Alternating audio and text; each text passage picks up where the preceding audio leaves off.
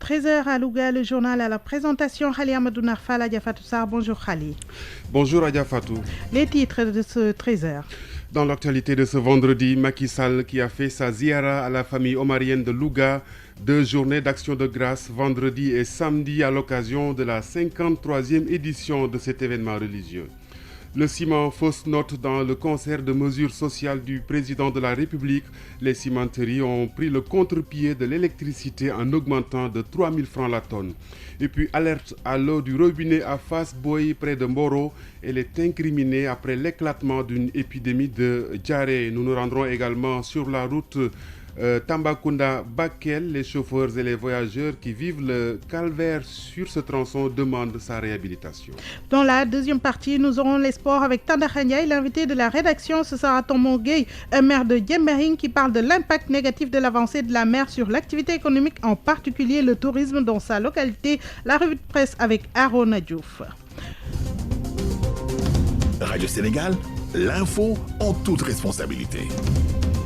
On prend tout de suite la direction de Louga où se trouve le président de la République. Le chef de l'État en visite de courtoisie au calife de la famille omarienne. Macky Sall s'est adressé tout à l'heure à la famille et à la communauté qui a convergé par milliers à Louga où nous avons en direct Ousmane Beng. Bonjour. Bonjour Khalid. Ousmane, que retenir de ce début de 53e ziara? Voilà, donc c'est une ziara qui est partie pour être belle. Une ziara qui bat encore le record de l'affluence avec la présence massive des pèlerins qui sont venus de partout pour assister à cette 53e édition. Une édition marquée par la visite effectuée par le chef de l'État ce matin auprès du khalife général de la famille omarienne. Cette visite donc est l'un des temps forts de cette ziara qui démarre aujourd'hui. Son Excellence le président Macky Sall en compagnie de son épouse et beaucoup de personnalités de l'État a encore cette année fait le déplacement à Louga en tant que fils pour venir se ressourcer dans cette grande famille religieuse. Et en tant que président de la République, c'est la deuxième fois qu'il assiste personnellement à cette ziara de Thierno Mountaga à Dahatal. Occasion saisie par le président Macky Sall pour donc manifester son attachement aux familles religieuses de manière générale, mais particulièrement celle de la famille omarienne. Il a magnifié l'œuvre de El Hadji Cheikhou Oumar pour tout le travail accompli pour l'islam, son attachement, ses relations avec la famille omarienne. Le chef de l'État a donc annoncé beaucoup de projets, de grands projets devrais-je dire, pour accompagner le développement des familles religieuses comme il l'a fait ailleurs à Touba et dans d'autres foyers religieux. Il prévoit donc la construction d'une grande route qui va jusqu'à l'île à Morphil dans le Podor. Une route qui va totalement désenclaver l'île à Morphine puisque cette route va partir de Diatar en passant par Pategalo, Podor jusqu'à Alouar. Alouar, le village natal, le village d'origine de El Hadji Cheikhou Oumar Al-Foutiyou Tall, un village très enclavé qui abrite donc chaque année une ziara, donc la ziara dédiée à Cheikhou Oumar tous les derniers mercredis avant le mois de Ramadan. Le chef de l'État également a dit que ce projet va coûter plus de 90 milliards de francs CFA et un autre projet de route, donc la construction de la route Ndjoum-Ouressogi. Il ne s'arrête pas là puisqu'il annonce également que le PUDC va accompagner ce grand projet à travers la réalisation de l'électrification de villages traversés donc par cette route ainsi que des forages qui vont donc alimenter en eau ces populations. Il a également manifesté sa volonté d'achever la mosquée omarienne à Dakar, cette mosquée où se trouve donc le mausolée de Thierno Seydou Nourou Tall, qui est également un grand érudit au niveau de la famille omarienne. La visite du chef de l'État également, c'est pour solliciter des prières pour le développement du pays, mais des prières également pour la paix. Et surtout la paix au niveau de la Gambie, où il appelle encore à nouveau le chef de l'État gambien à céder le pouvoir et à laisser la paix prospérer et la stabilité pour le peuple gambien. Il demande au chef de l'État gambien de donner donc le pouvoir, puisqu'il dit que le pouvoir, c'est Dieu Dieu seul qui donne le pouvoir et que jamais devrait s'accorder à cela pour accorder la paix à son pays. Il a enfin lancé un message à la famille politique de l'APR, donc pour l'unité des principaux responsables à qui il demande de travailler la main dans la main pour donc le soutenir ici au niveau de la capitale du Djambour, où donc la 53e édition de la ziara annuelle de Thierno Mountaga Dahatal sous le thème La paix et la droiture vient donc de démarrer et marqué par la présence effective du chef de l'État, le président de la République, Macky Sall. C'était Ousmane Bang depuis Louga. Depuis le 2 janvier, les Sénégalais achètent le ciment au plus cher. Une hausse de 3 000 francs la tonne, guère appréciée par les consommateurs, encore moins les vendeurs. Les gérants de dépôts soulignent même que depuis que les prix sont repartis à la hausse, les acheteurs se font rares. Nous y reviendrons dans nos prochaines éditions avec le reportage de Dior Ndiaye Cissé. À Fass Boye, l'eau du robinet mène directement à l'hôpital. Oui, le diagnostic est sans appel. L'eau de boisson est la cause de la recrudescence des cas de dysenterie notés dans ce village situé dans la commune de Darokoudos, près de Mboro. Les habitants lancent un appel à l'aide aux autorités. Les habitants lancent un appel à l'aide aux autorités. Le point avec notre correspondante à Thiès, Khadioum. L'eau de Fass Boye, pas agréable à boire. D'après les populations de ce village, leur eau n'a pas une bonne odeur, elle n'est pas claire et son goût reste à désirer. La mauvaise qualité de ce liquide précieux a été attestée par une étude déroulée dans la localité. Salou Youm, infirmier chef de poste de Fass Boye. L'eau est incolore, inodore et sans saveur. Mais notre eau est vraiment colorée, très rougeâtre. On a prélevé l'eau, on a amené ça à Dakar et les gens nous ont donné des instructions. Parmi les puits qu'on avait sélectionnés, d'éliminer un puits qui a été sélectionné et d'après les analyses, on dit que ça, on ne peut pas l'utiliser même pour se doucher. Cette eau de piètre qualité, utilisée au quotidien par les habitants de Fass Boye, impacte négativement sur leur santé. Ces populations souffrent de plus en plus de dysenterie, révèle l'ICP de la localité, Salou Youm. Le constat que j'ai fait par rapport aux gens qui sortent du village en certains moments et qui reviennent, à chaque fois qu'ils reviennent, ils se plaignent de maux de ventre. Et quand il y a des autres, ils utilisent l'eau, ils plaignent de maux de ventre. Nous qui vivons ici, on a développé une certaine immunité concernant ce problème-là. Maintenant, jusqu'à quand le problème va surgir, va devenir un problème de santé publique? À mon avis, c'est un problème de santé publique à l'heure où nous sommes. Maintenant, les autorités sont au courant. On attend de voir. Diogo, ce village voisin de Fass Boye, souffre aussi de ce problème. Les deux bourgades partagent la même nappe phréatique. Khadioum Thiès, RTS. Merci à Khadioum. Les chauffeurs rongent leurs freins sur l'axe Tamba-Bakel et les passagers doivent prendre leur mal en patience. Il faut au moins 6 longues heures pour parcourir les 250 km entre Tambacounda et Bakel. Le tronçon est dans un très mauvais état et à l'unisson, chauffeurs, transporteurs et voyageurs demandent la réfection de cette route très fréquentée à Damalai. Les usagers de la route Tambacounda-Bakel empruntent malgré eux ce tronçon distant de 250 km et qui est dégradé à 95%. C'est une route qui n'offre plus de bonnes conditions de voyage. Elle est essentiellement couverte de nids de poules empêchant les voitures de rouler correctement. C'est un véritable calvaire que passagers et chauffeurs vivent à bord des véhicules qui font ce trajet. Bakel, on faisait ça. Moins de 250 km, on le faisait à moins de 4 heures de temps. Mais actuellement, tu peux faire ça à 6 heures de temps ou 7 heures de temps pour arriver à Bakel. À chaque moment que tu viens ici, tu es dans les gares en réparation. Imaginez, tu payes le ticket à 5 000 francs. D'ici Kidira, tu fais 2 heures de temps ou 3 heures de temps en route. C'est très difficile. Le gouvernement du Sénégal doit, dans les plus brefs délais, réhabiliter cette route qui est un trafic international très fréquenté par les camions gros porteurs en partance ou en provenance du Mali. On veut vraiment qu'on répare cette route. Vraiment, la route là n'est pas bonne, quoi, sincèrement. Vraiment, je veux qu'on répare cette route là. C'est ça. En tout cas, ici à Tambacounda, si on veut se rendre à Bakel, on se soucie d'abord de sa santé avec l'état de la route qui laisse à désirer. Ensuite, aux risques d'accidents qui sont énormes à cause de la divagation des ânes et des vaches qui peuvent à tout moment traverser la route, surtout entre Kidira et Bakel. Adamalai, Tambacounda pour Radio Sénégal. Nous quittons Tamba, Kaolack, grenier à arachide du Sénégal. Le carter, les exportateurs ne décolèrent pas. Le COPEGA, collectif des producteurs exportateurs de graines, a fermé hier pour le deuxième jour consécutif ses 40 points de collecte d'arachide.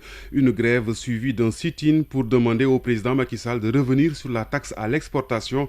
Un reportage de Daouda Badiane. Ils sont une centaine d'hommes et de femmes brassards rouges attachés à la tête, certains assis à même le sol devant le portail de la station de collecte du COPEGA à Taïba Niassène. Les producteurs affiliés au collectif des producteurs exportateurs de grains d'arachide manifestent leur désapprobation sur les 40 francs la taxe à payer sur chaque kilogramme de graines exportées.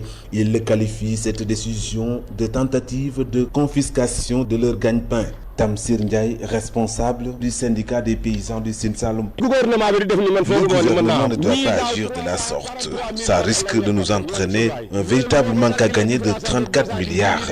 Et le gouvernement aussi, dans tout ça, peut aussi perdre 5 milliards. Les producteurs, très inquiets quant à la suite de la commercialisation, craignent qu'avec le blocage au port, les graines restent entre leurs mains invendues. Babacar Ndiaye et Seyne Boubité, travaillant dans la station de collecte du COPEGA à Taïba. 40 francs, nous demandons que le président de la République diminue la taxe fixée à 40 francs. Ceci pour permettre à chacun de nous de trouver son compte. Il y a une centaine de femmes qui viennent travailler ici. Cela pour gagner de quoi nourrir la famille. Aujourd'hui, le président Macky Sall doit nous aider à réussir cette lourde tâche. Ces producteurs affiliés au collectif des producteurs exportateurs de graines d'arachide demandent au président de la République de revenir sur la décision, ce qui selon eux ne fera que consolider sa volonté de faire des paysans des agriculteurs avec un revenu honorable à la valeur de leur labeur. Daouda Badiane, Kaolack, Radio Sénégal. Le débat. Le débat, l'émission des partis politiques proposée par la radiodiffusion nationale. Le débat de ce samedi 7 janvier 2017 s'intéresse à deux sujets d'actualité. La modification du code électoral qui fait passer le nombre de députés de 150 à 165, dont 15 pour la diaspora. L'annonce du gouvernement de la reprise du Conseil des ministres délocalisé pour évaluer les réalisations. Pour discuter de ces sujets, Arona Gaye reçoit Alinar Ndiaye, membre du comité directeur et de la cellule de communication du PDS, Pape Mbaye, membre du secrétariat du comité central du PIT, Ousmane Faye, secrétaire général du PDS Djantbi Rénovation, coordonnateur du Front patriotique pour la défense de la République, et Boubacar Siguinessi, conseiller du président de la République, membre de l'APR.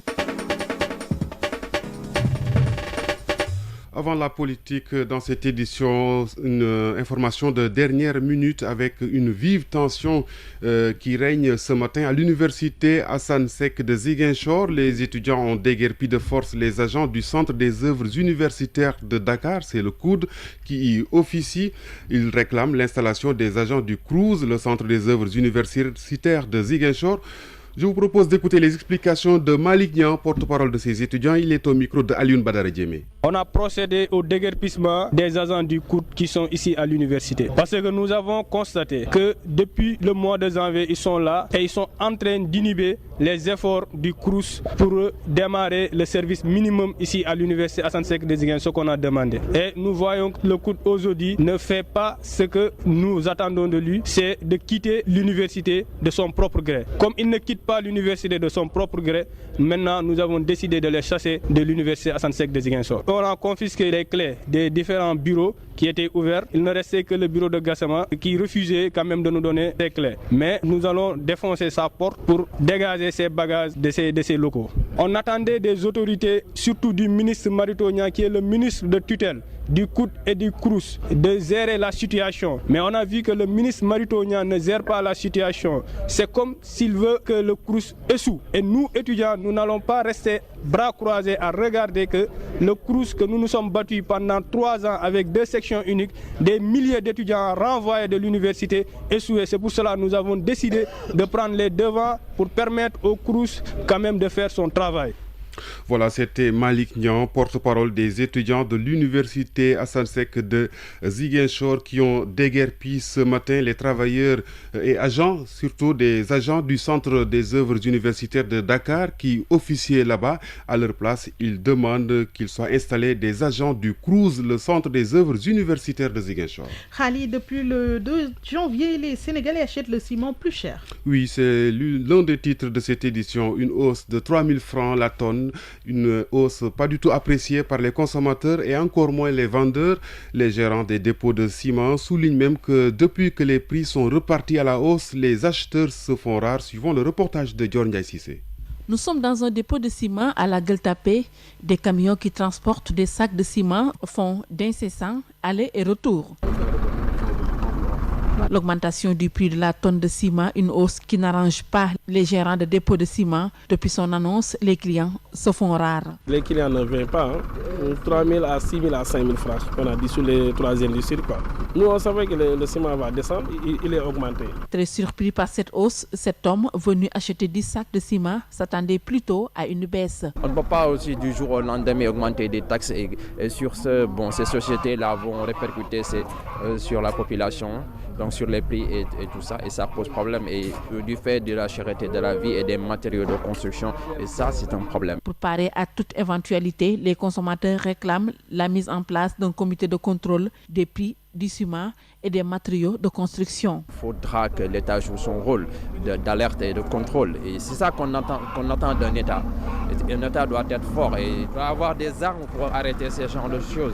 Cette hausse sur le prix de la tonne de ciment a fini de mettre les consommateurs dans tous leurs états. Des consommateurs qui appellent l'État à être plus regardant sur la tarification de ces prix. À 13h15, direction le tribunal où le Parti socialiste règle ses comptes. Le feuilleton politico-judiciaire se poursuit après la plainte de la direction du PS suite à l'attaque de certains responsables du parti au cours du dernier congrès. Bamba Fall, maire de la Médina, et 8 autres personnes arrêtées pour soupçon d'assassinat, de destruction de biens d'autrui et d'injures retournent ce matin au bureau du juge pour peut-être se faire notifier leur inculpation. Demba Diao, que nous aurons tout à l'heure, il n'est pas encore sur place. Alors rappelle tout simplement que Demba Diao est au tribunal de Lat Dior pour les besoins bien sûr de l'arrestation de Bamba Fall. Alors tout de suite nous passons à l'actualité internationale. Le monde bouge et vous devez le savoir. C'est pourquoi Radio Sénégal vous tient informé des faits, gestes et paroles qui impactent la marche du monde. C'est géo, c'est politique et c'est international. Et nous démarrons par la Côte d'Ivoire, des tirs à l'arme lourde près d'un camp de Bouaké. Vous l'avez dit, Adia, des tirs à l'arme lourde ont été entendus ce vendredi à Bouaké, à proximité du plus grand camp militaire de la deuxième ville de Côte d'Ivoire. Là-bas, au moins 2 commissariats de police ont été attaqués tôt le matin. C'est une mutinerie des ex-combattants intégrés dans l'armée qui réclament des primes de 5 millions de francs CFA, en plus d'une maison pour chacun. Ni propagande terroriste, ni fermeture, le Sénégal adopte la bonne position face à la nébuleuse Yavuz Selim. Le Maroc, qui est un État respecté dans le monde, a décidé purement et simplement de fermer toutes les écoles du réseau du prédicateur turc Fethullah Gülen. Les établissements Yavuz Selim, appelés autrement dans le royaume, ont reçu un ultimatum de 2 mois pour plier bagages. D'après le ministère marocain de l'Intérieur, les écoles Gülen utilisent le secteur de l'enseignement pour répandre l'idéologie du groupe et des idées contraires aux principes du système éducatif et religieux marocain.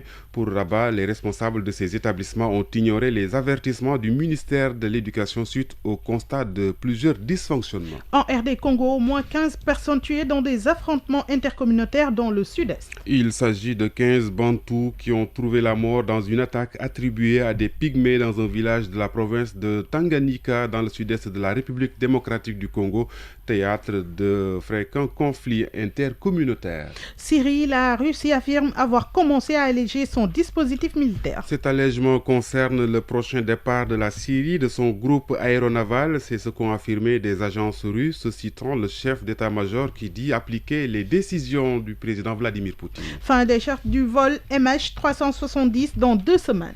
Ce sont des recherches coordonnées par l'Australie dans l'océan Indien. L'avion de la Malaysia Airlines, le vol MH370, avait disparu mystérieusement il y a près de 3 ans. Les recherches prendront fin dans 2 semaines, a annoncé le ministre malaisien des Transports. Le Boeing 777 s'est volatilisé le 8 mars 2014 avec 239 personnes à bord. Peu après son décollage de Kuala Lumpur à destination de Pékin, cette disparition est l'un des plus grands mystères de l'histoire de l'aviation civile. Pour terminer, démonstration de force russe aux portes de l'Europe.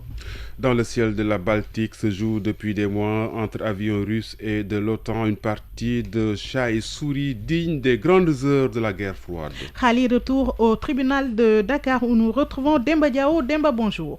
Bonjour Adja Fatoussar. Demba, vous êtes au tribunal Lat Dior. Est-ce que les mises en cause sont arrivées et quelle est l'ambiance sur place? Tout à fait, Adja Fatoussar. Les socialistes Bamba Fall, maire de la Médina, et 8 autres personnes poursuivies dans l'affaire du saccage de la maison du Parti socialiste sont dans la cave du tribunal de Dakar. La cave du palais de justice Lat Dior de Dakar, c'est là où les personnes poursuivies ou détenues attendent avant d'aller regagner dans les salles d'audience pour jugement ou aller devant le juge d'instruction. Bamba Fall et compagnie sont poursuivis pour tentative d'assassinat, violence et voie de fait et menace de mort. Ils font l'objet d'un deuxième retour de parquet à Fatoussar. Le décor en ce moment ici au palais de justice Lat Dior de Dakar, c'est qu'il y a du monde, mais pas comme hier, pour soutenir leurs camarades socialistes, les socialistes Bamba Fall et compagnie.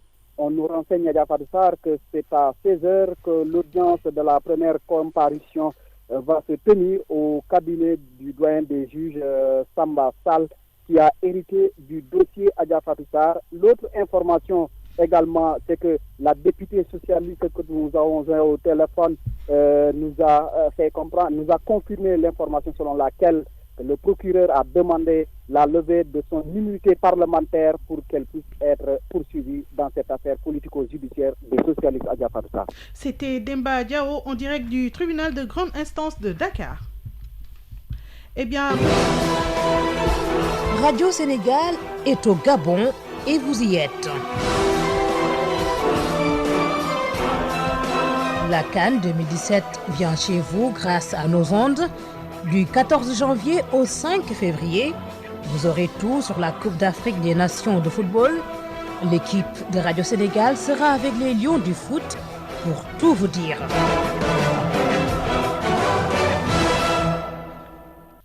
Merci Souleymari et bien sûr les sports avec Tandakha Ndiaye. Tandakha, bonjour. Bonjour Adja Fatoussar. CAN 2017 au Gabon, les Lions de la Teranga sont à Brazzaville en ce moment. Oui, et tout à fait, il faut dire qu'ils sont arrivés à la capitale congolaise très tôt ce matin. L'ultime phase de cette préparation, c'est en direction de la Coupe d'Afrique des Nations gabonaise 2017. Les ressortissants sénégalais à Brazzaville leur ont réservé un accueil des plus chaleureux. Notre envoyé spécial Abi Diallo était parmi eux. Reportage. Une foule immense était devant l'aéroport Maya Maya du Congo-Brazzaville. Des Sénégalais venus accueillir les Lions. Plaisir de recevoir notre équipe nationale. Les Sénégalais résidant à Brazzaville sont derrière l'équipe nationale. Donc je crois que cette fois-ci sera la bonne. On est très content, on est très fiers de notre équipe, très content quand même de recevoir notre équipe ici. Ces derniers comptent d'ailleurs accompagner le Sénégal à Bongoville. On sera à Gabon. Nous sommes prêts, déjà 2 bus. Après je lance 2 bus pour donner Gabon. L'accueil de ses compatriotes a ému le coach Aline Sucé qui s'en félicite. Il y a une telle ferveur en tout cas autour de cette équipe-là. Je pense que tout ça c'est intéressant, c'est très bon pour les joueurs, ça peut les motiver davantage. Il faut qu'on prépare cette CAN-là avec beaucoup de sérénité. Maintenant cette ferveur qui est autour de cette équipe-là, c'est bénéfique parce que quand on joue, en tout cas quand on fait un sport de haut niveau, c'est pour justement avoir cette ferveur-là, avoir ces liasses populaires. Donc ils ont l'habitude parce que c'est des professionnels. Donc maintenant il faut essayer juste de gérer ça avec beaucoup de sérénité et beaucoup de calme. De son côté, Pape Kouli Diop, l'un des joueurs sénégalais, se dit également satisfait de cet accueil. Ça fait toujours plaisir de voir qu'on a toujours des supporters partout où on part en Afrique et même dans le monde. C'est gentil. A signalé que les Libyens, adversaires du Sénégal en match amical le 8 janvier, sont arrivés 5 heures avant. Les Lions qui sont arrivés cette nuit se reposent le matin avant de livrer une séance d'entraînement cet après-midi. Abi Diallo, Congo-Brazzaville pour Radio Sénégal. Voilà, Abi Diallo à Brazzaville. Et puis Sadio Mané, l'unique absent est attendu ce vendredi à Brazzaville. C'est en provenance d'Abuja au Nigeria.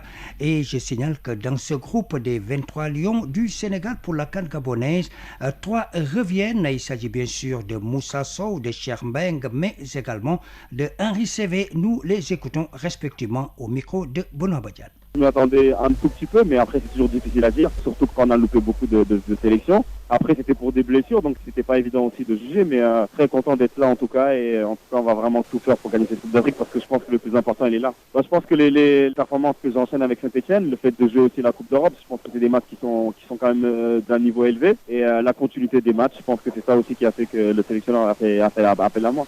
C'est toujours un discours qui fait plaisir, après voilà, maintenant c'est à nous de faire les actes et de tout faire pour amener quelque chose de cette Coupe d'Afrique. Ce sera votre troisième CAN, hein? Discours positif tout simplement. Comme chaque avant de CAN, c'est vrai que là, il nous a donné toute sa confiance pour cette CAN au Gabon 2017, donc on espère faire de notre mieux. Est-ce qu'aujourd'hui Moussa est en forme pour la CAN? Comme il a toujours été en forme les précédentes CAN, même si ça s'est mal passé, aujourd'hui je me sens bien dans mon club, je me sens bien et j'espère apporter quelque chose là-bas. L'objectif majeur? Gagner. Voilà. Tandakha, votre coup d'œil habituel sur d'autres équipes qui participent à la CAN. Oui, et je commence par le Zimbabwe, qui est le deuxième adversaire des Lions à la CAN. Et comme l'on s'y attendait, Hama Bilio, le milieu offensif des Mamelodi Sundowns, ce sera bien le porte-étendard des Warriors du Zimbabwe. La rue s'est rendue publique hier. Et puis Moussonda, le meilleur buteur de cette équipe, en tout cas, qui était incertain, sera de la partie. Les champions d'Afrique ivoiriens pourront compter sur les services du défenseur de Liverpool, Eric Bailly, le convalescent, et dans cette liste définitive de Michel Dessuyeur. Et donc, seul le jeune joueur d'Andanaspor de Turquie a été laissé en rade inexémi. À défaut, justement, de la flèche Gervinho, les éléphants pourront compter sur Wilfried Bony, mais également les retours de Pepe, mais aussi de Saha. Je rappelle que les éléphants sont à Abu Dhabi pour leur préparation. Et puis le sélectionneur Badou Kanda, c'est donc le sélectionneur de la Guinée-Bissau qui a publié sa liste hier. Et donc parmi les 23 jurtistes qui auront l'insigne honneur de jouer le match inaugural face à l'équipe gabonaise le 4 janvier prochain, il faut dire qu'un renfort, il s'agit bien sûr de Boukambi, l'ancien joueur de Rennes, et également dire que 12 des 23 joueurs évoluent au Portugal. Toujours du football sur le continent, vous revenez sur le sacre de l'Algérien Riyad, Ballon d'Or 2016 de la CAF. Oui, tout à fait, mais hélas pour les admirateurs de Sadio Mané qui termine à la 3e place du podium à l'occasion de ces CAF Awards à Abuja au Nigeria. Et comme l'on s'y attendait, justement, le super favori a fini en tête, Riyad Mahrez, l'Algérien de Leicester. Il est suivi de Pierre-Emerick Aubameyang, le Gabonais, et puis les Mamelodi Sundowns sud-africains qui donc sont désignés club de l'année, et naturellement le meilleur coach et leur entraîneur, il s'agit de Massimano Pistos. L'équipe de l'année, c'est l'Ouganda, et chez les filles, le Nigeria. Le plus jeune joueur de l'année, c'est Alex Iwobi du Nigeria d'Arsenal. Football toujours, mais cette fois-ci chez nous, vous avez des programmes de Ligue 1 et 2 cet après-midi. Oui, et le programme de Ligue 1 et 2 cet après-midi avec le national. Nous reviendrons justement sur tous les résultats techniques enregistrés à l'occasion. Mais sachez que dès cet après-midi, ça va démarrer du côté de la Ligue 1 et puis la Ligue 2 plus exactement. Alors la Ligue 2 va jouer donc samedi et dimanche. On termine par du basketball. Oui, d'abord avec on va commencer justement avec le basketball d'abord du côté des filles, puisque puisque du côté des filles, il y a des matchs cet après-midi, mais l'ensemble du programme, nous y reviendrons pour justement d'autres rencontres. Je rappelle simplement qu'il s'agit du 6e tour et qu'Amaris Ndiaye Don Bosco de Thiès qui vient défier l'AS Ville de Dakar. Ça va être difficile pour l'équipe thiessoise. Et bien le reste des rencontres demain avec l'UGB qui va accueillir l'US Ouakam, c'est à Saint-Louis. Amaris Ndiaye, l'équipe de l'ASFO, donc dimanche va accueillir le Saint-Louis Basket, les Girafes qui joue contre la Jeanne d'Arc. En ce qui concerne les garçons, ce sera justement à 19h ce soir, l'ASFA qui va rencontrer l'US Ouakam, et demain à Thiès, US Rail Mermoz Duc face à l'équipe de la douane à Amaris Ndiaye. Saint-Louis Basket Sibac à Joseph Gaye, c'est à Saint-Louis samedi, et dimanche à 16h, l'UGB tend son hospitalité au Saltigué Adja Fatoussar. Merci. Radio Sénégal. L'invité de la rédaction. L'invité de ce journal suite et fin de l'entretien avec Tambou Gueye, maire de Diembéring, une des 21 îles de la basse Casamance menacée pour certaines de disparition si une digue de protection contre l'avancée de la mer n'est pas construite. Dans cette partie, il évoque l'impact négatif sur l'activité économique, en particulier le tourisme. Il répond à Khali Ahmed Nafal. L'autre problème lancinant lié au tourisme, c'est vrai que M. le Président de la République a aujourd'hui pris une mesure très bien accueillie ici, même si en termes de recettes, Diembéring qui en dépend largement, naturellement, nous, on va subir quelques conséquences, mais en tant que républicain, on peut accepter de serrer la ceinture pour servir la cause nationale. De ce point de vue, vraiment, on ne se pose pas de problème. Nous avons notre État très soucieux de la vie et de l'épanouissement des collectivités locales. Nous sommes certains qu'il y aura des mesures de compensation. Mais aujourd'hui, malheureusement, le tourisme souffre. Et parmi ces mots, il faut noter le problème d'enclavement de la Casamance, surtout un enclavement aérien. On a un aéroport international au Cap Skirring, mais qui peine justement à être compétitif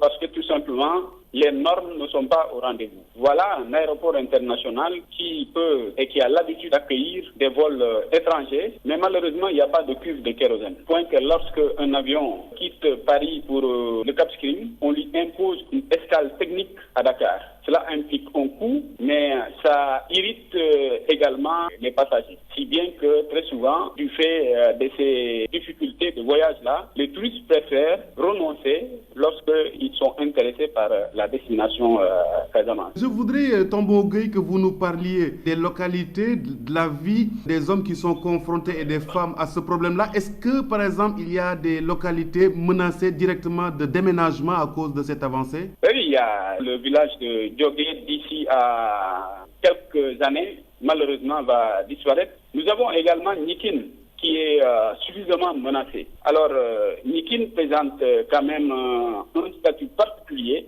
parce qu'il se situe donc au front nord de la commune de Diembéring. Donc, Diembéring est concerné, Cap Skirring est concerné, Cabrousse est concerné. Alors, aujourd'hui, il y a un ami de la localité, un député maire français, qui a bien voulu attirer mon attention sur un phénomène désastreux qu'il a pu noter sur le terrain. C'est-à-dire que la mer a fini justement d'exploiter un coin et finalement a pu créer un passage qui est en train progressivement de diviser le village de Nikin en deux. Et c'est la dune la plus importante qui aujourd'hui est menacée.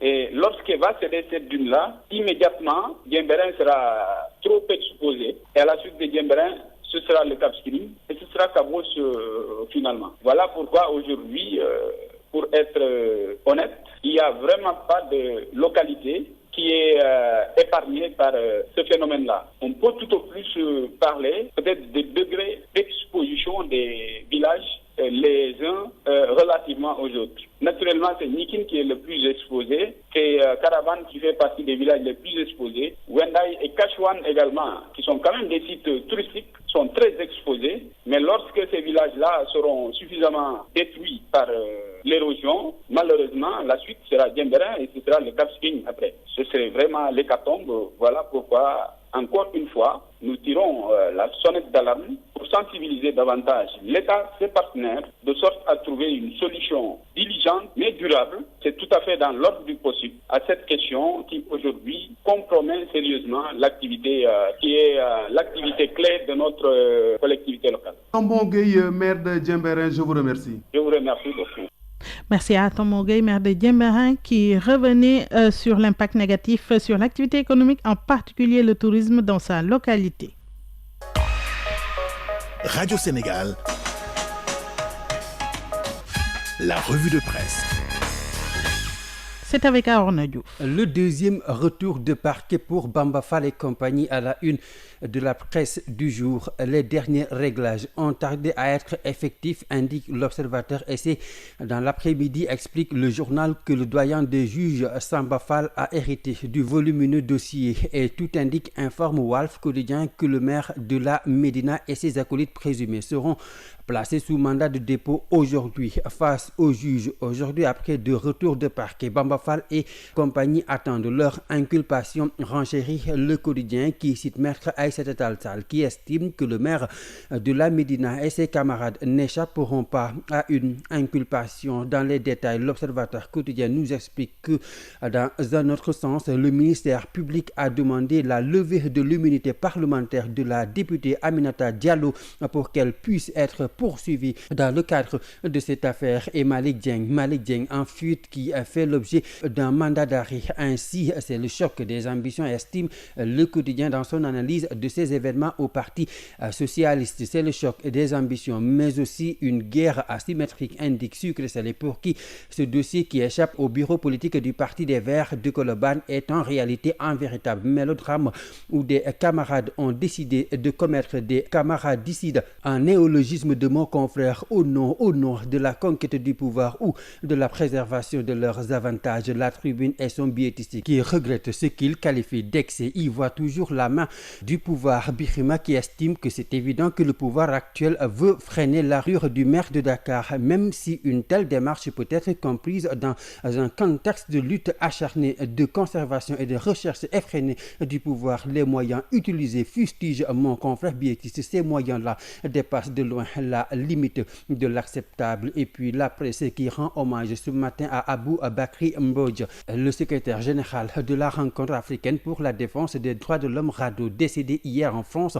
La société civile sénégalaise, écrit Le Soleil, perd un de ses ténors. Pire, les couches vulnérables et autres personnes en quête de justice et de liberté, poursuit le Quotidien national, viennent de perdre un défenseur de leur cause. Avec ce décès d'Abou Bakri Mbodj de la RADDHO hier, Walf Quotidien estime que c'est aussi Karim Wade qui perd un de ses défenseurs. Socio-anthropologue Abou Bakri Mbodj était depuis 2012, rappelle enquête le président de la RADDHO, sincère, courageux, généreux. Les qualificatifs ne manquent pas dans les colonnes de vos journaux pour décrire feu Abou Bakri Mbodj. Et c'est pourquoi l'UNTIN estime aujourd'hui dans la presse de ce matin que l'homme mérite l'hommage à la fois des organisations de la société civile avec lesquelles il a travaillé ici au Sénégal et ailleurs dans le monde. Lui, et qui mérite aussi, selon enquête, les hommages de la nation. Merci à Arnaud Diouf. La revue de presse met fin à ce journal. Merci à l'équipe technique, Soleil Bari, Ousmane Ba, Sedem, Oumar Sow. Réalisation, Gorbel Jacoba, Marianne Diaye. Présentation, Khali Amadou Narfal, Adia Fatou Sarr. Tout de suite sur RSI 92.5, la grande récré avec Babacar Ndiaye. Sur 95.7, le reste du programme. Et bien sûr, nous vous remercions.